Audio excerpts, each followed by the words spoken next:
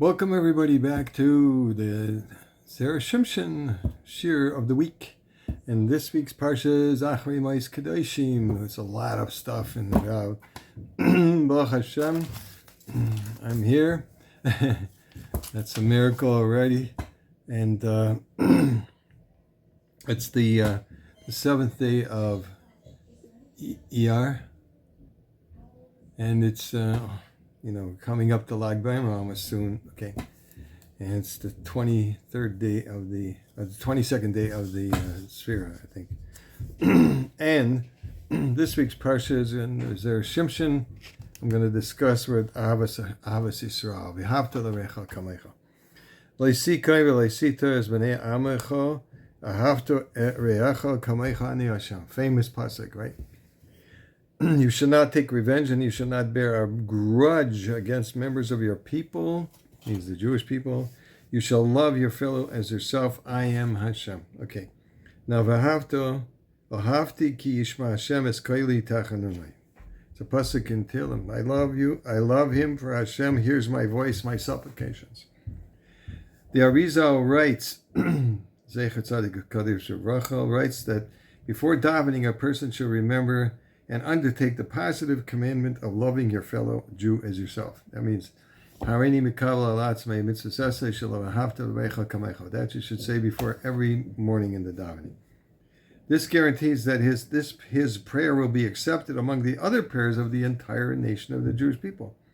This explains the verse in Tehillim, I love him, for Hashem hears my voice, my supplications.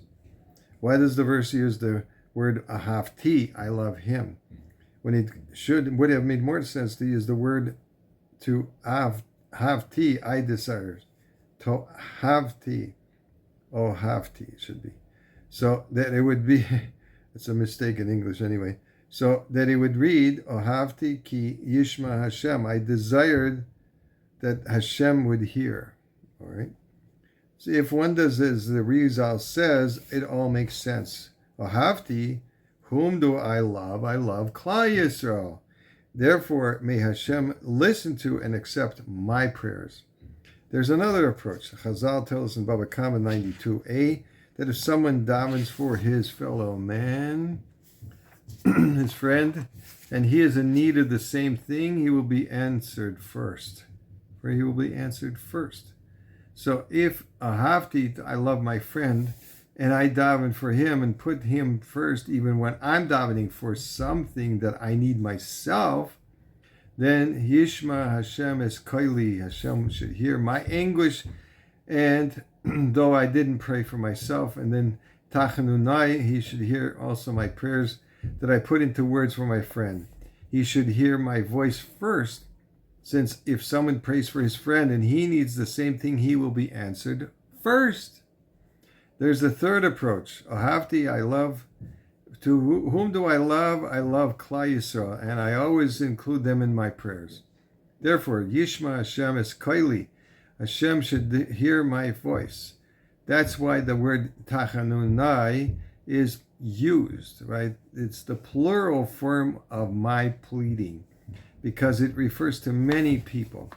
Presenting oneself as part of a tzibur increases the likelihood of one's prayers being accepted, because the tzibur has greater merit than one man standing on his own could have. As Abaye said in Gemara Brachos 29b, when praying, a person should always include himself with the tzibur.